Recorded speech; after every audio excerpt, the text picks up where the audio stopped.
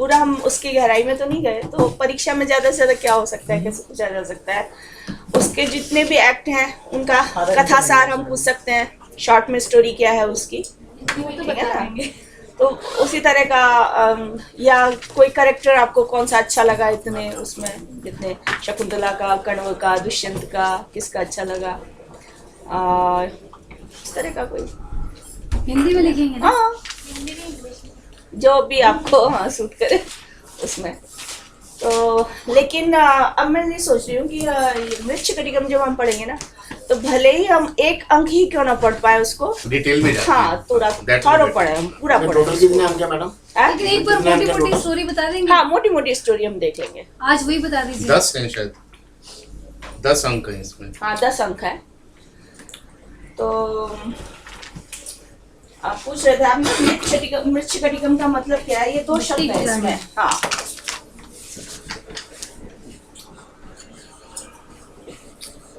यहाँ पे वो कोई स्क्रीन हॉल है मूवी स्क्रीन करने के लिए? क्या यहाँ मूवी स्क्रीनिंग हो सकती है भारतीय विद्या भवन में? मूवी होती की है, होती है? जो हॉल है ना उसमें हो। मूवी भी देख सकते हैं एक बार। अच्छा, वो उसका बनी है खुशबू नहीं, क्या नाम, खुशबू नाम से ही बनी है ना। खुशबू नाम से शायद रेखा की है। उत्सव। शेखर सुमन और रेखा उत्सव। अनुराधा पटेल। बेला क्यों महका आधी रात की। तो ये है ना मृत शब्द है, ये मृत। अब इससे इतना बहुत स्पष्ट नहीं हो रहा, लेकिन मृत्तिका शब्द आपने सुना होगा, मृत्तिका मिट्टी, इसी से ये अपभ्रंश होकर मिट्टी बना है। मृत्ति मिट्टी का डबल था और तो उसका टा हो गया मिट्टी। और दूसरा है शकटी कहते हैं गाड़ी को। तो मिट्टी की गाड़ी है जिसमें मेन मुख्य है एक घटना इसकी, मिट्टी की गाड़ी। तो उसी को आधार बनाकर मृच्छकटिकम, जो मच्छर संधि आपने पढ़ी थी ना,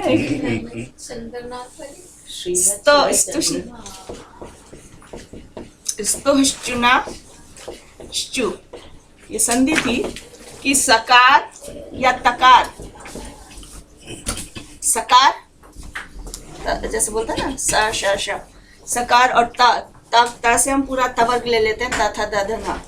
इनके बाद जब श या चवर्ग आता है, श या चवर्ग आता है, तो स और ता को, स को श हो जाता है और ता को भी चवर्ग हो जाता है। ये स्तुश्चुनश्चु ये सूत्र है।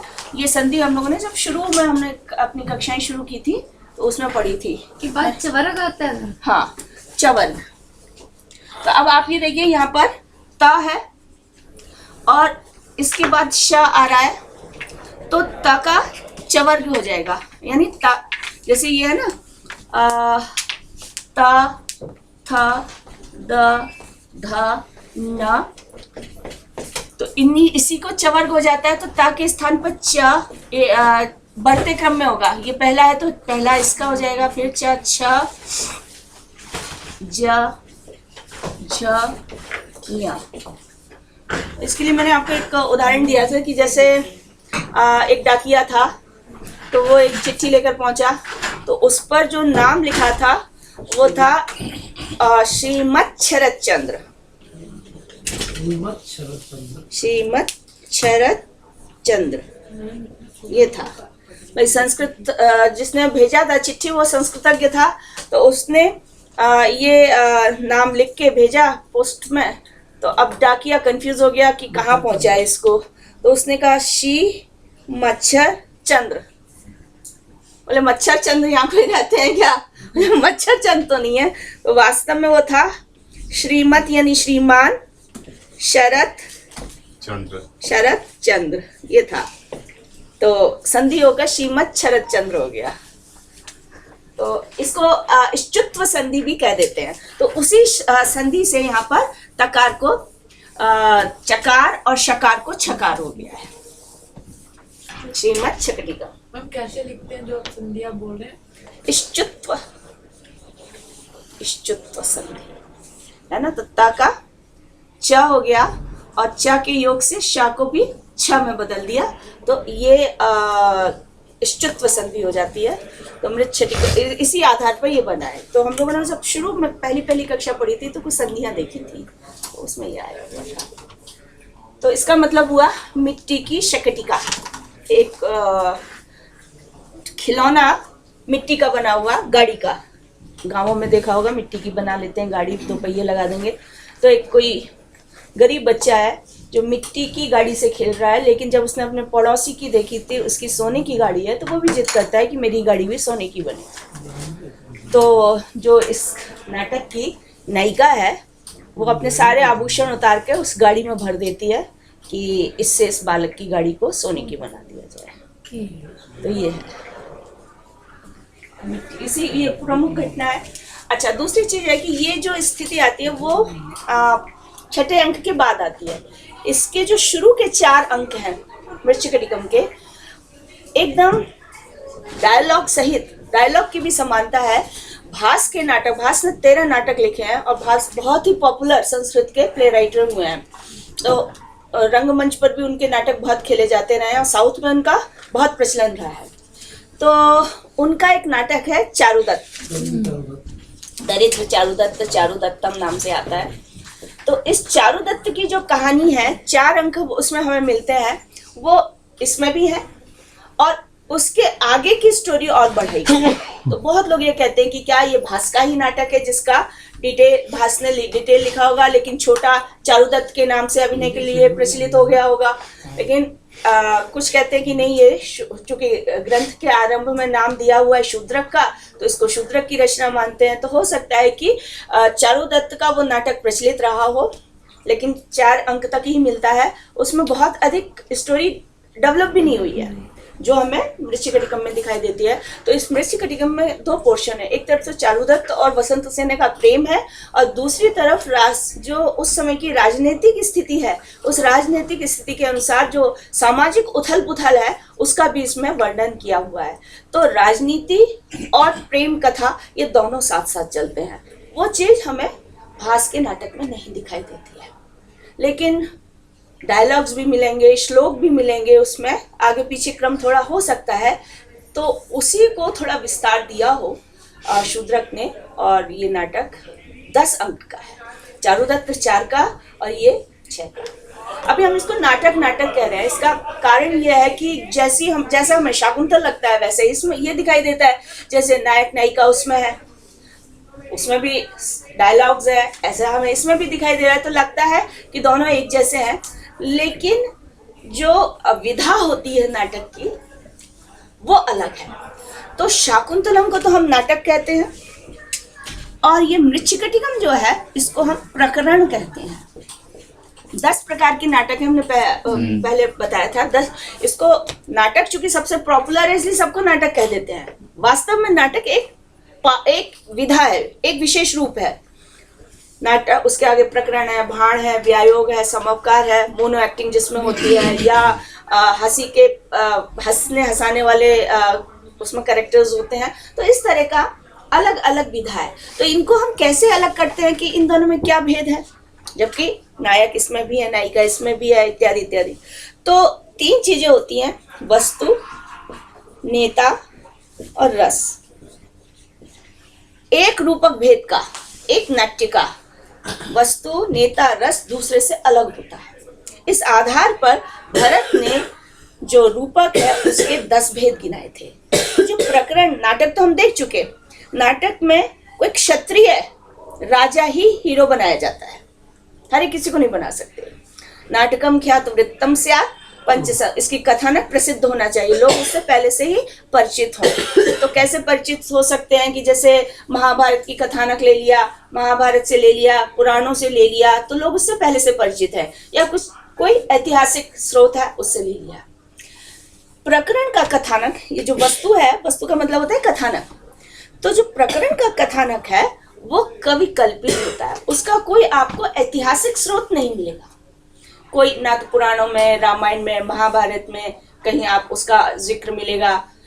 हो सकता है किंवदंती के रूप में कभी चल रहा हो, लेकिन उसको पुष्ट नहीं किया जा सकता।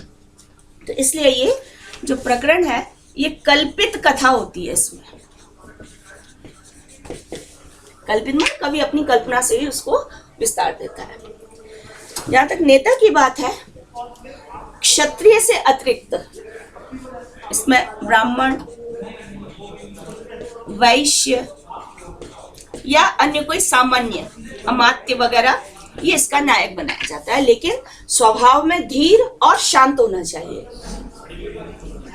नाटक के नायक की तरह ऐसा नहीं कि युद्ध में रत हो, युद्ध की बात करने वाला हो। हमने देखा दुष्यंत को तो इंद्र भी बुलाता है राक्षसों से अपने को बचाने के लिए।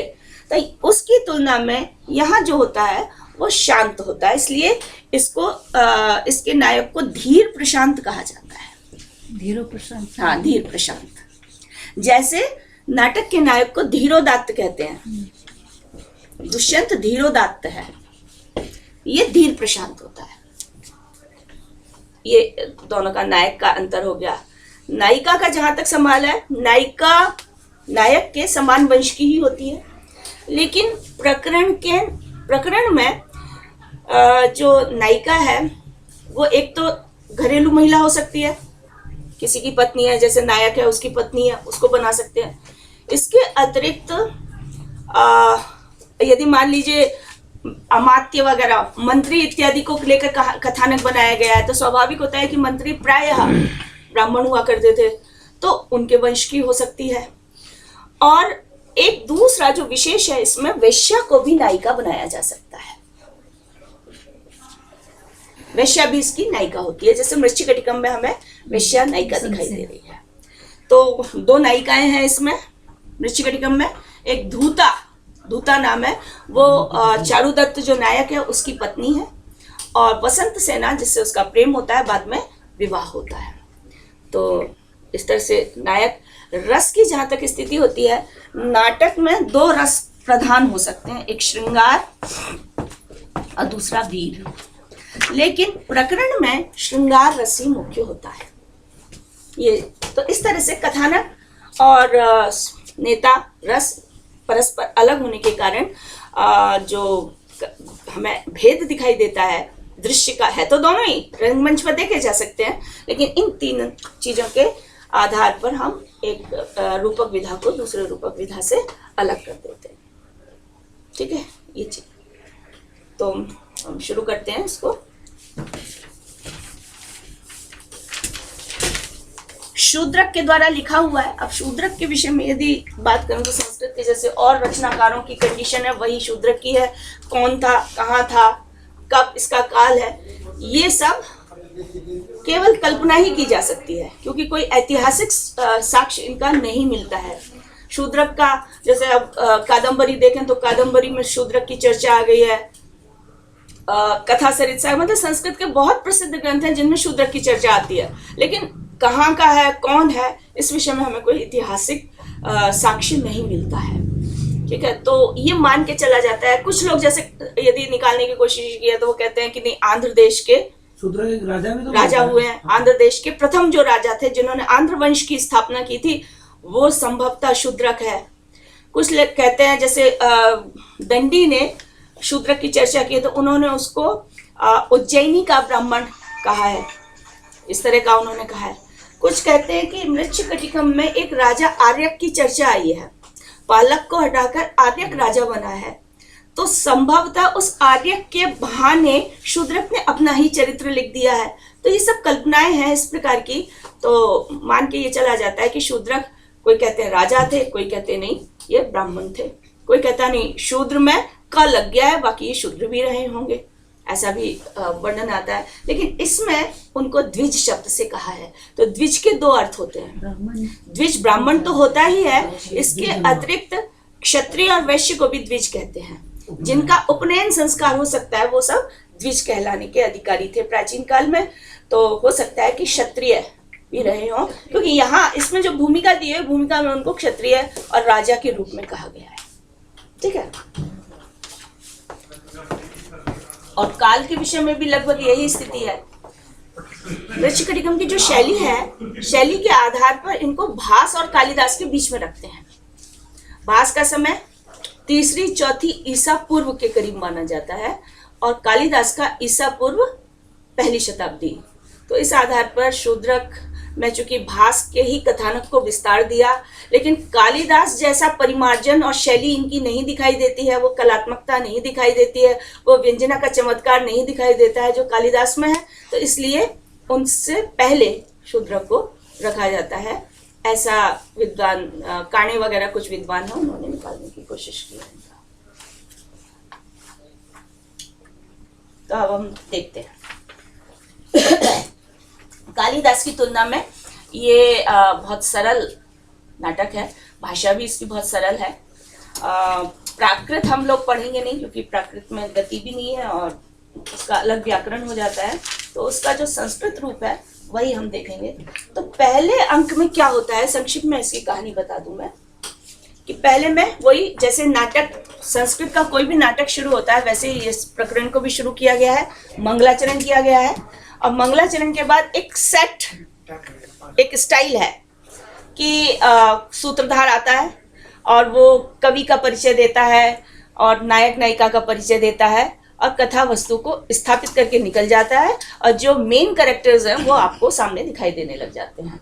तो लगभग वही स्थिति यहाँ पर है कि सूत्रधार और उसकी पत्नी वार्तालाप करते हैं और चारुदत्त का एक मित्र है मैत्रेय, है ना, विदूषक है वो यहाँ पर, उसके प्रवेश की सूचना देकर वो लोग निकल जाते हैं।